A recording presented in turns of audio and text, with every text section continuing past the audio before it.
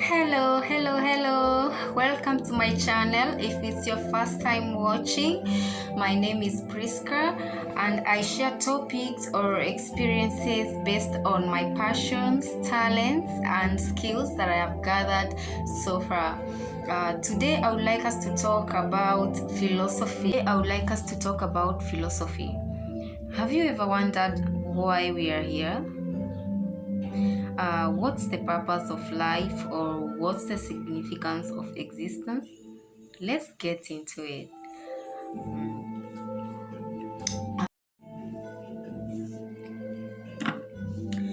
There have been very many proposed answers to these questions, and the answers proposed by different cultural and ideological backgrounds is that existence is the ability of an entity to interact with reality. And in philosophy, it refers to the ontological property of being. In ontology, it is classified by the theory of categories of being and the highest genera of kinds of entities, according to Amy Thompson, an American philosopher and currently the professor of philosophy at Dartmouth College. Specifies in metaphysics, philosophy of mind, and phenomenology of philosophy of arts. Substance philosophy is an ontological theory posting that objects are formed or constituted each by a substance. In other words, you would say a thing in itself, or able to exist all by themselves. And Plato's, e.g., the Plato's theory of forms and ideas states that the physical world is not as real or true as timeless, absolute, unchangeable, and these are non-physical essence of all things, of which objects and matters in the physical world are merely imitations. I agree with that. Now, the theory is a general point of controversy in philosophy. Nonetheless, it is considered a classical solution to the problem of universals, relations found in two or more entities. Philosophers agree that human beings can talk and think about universals, but disagree on whether universals exist in reality beyond mere thought and speech. Let's get where are we? Properties, yeah?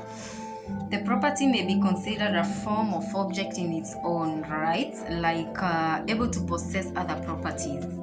A property, however, differs from individual objects in that it may be instantiated, in other words, be represented by an actual example. The instantiation principle states that the principle of instantiation or exemplification is the concept in metaphysics and logic first put forward by David Mallet. Armstrong was an Australian philosopher well known for his work on metaphysics and the philosophy of mind.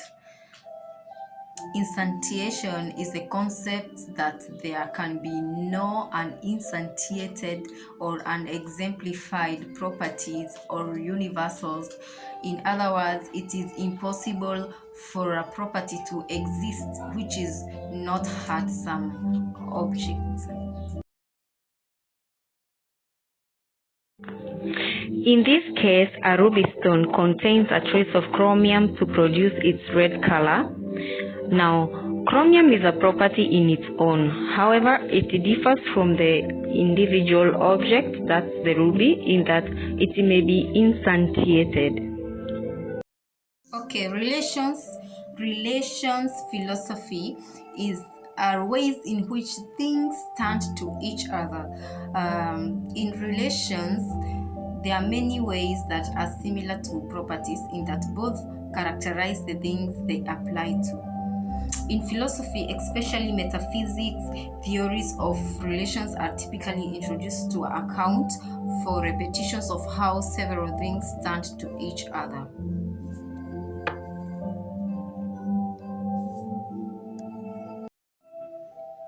The Greek philosophers were interested in how a particular thing might be described and establishment of a relation between one thing and another, and a suggestion that things in themselves could not be known except through their relations. Similar debates continue in modern philosophy, includes the further investigation into types of relations and whether relations exist only in the mind or in the real world or in both. An understanding of relations between many things include those between people, communities, and the wider world. Examples of analytical relations are spatial relations, geometries and numbers, and cause and effects relations.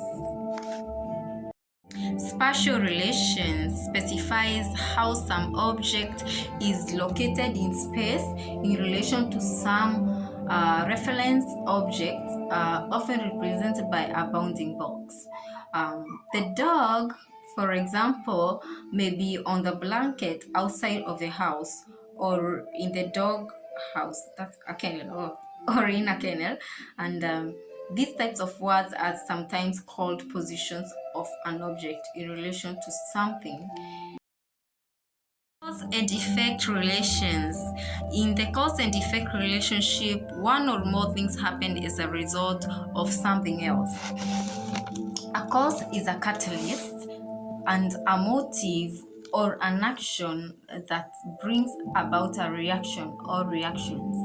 A cause instigates an effect. Yeah? An effect is a condition, occurrence, or result generated by one or more causes. And you can see in the diagram below the cause and effect, correct?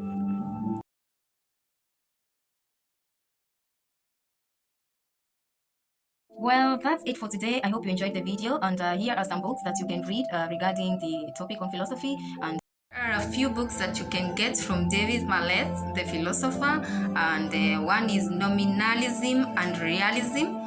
That's a good book. You can understand about the philosophy and the theories that they come up with.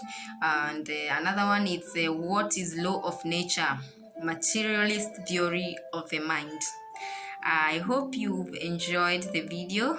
Until next time, bye.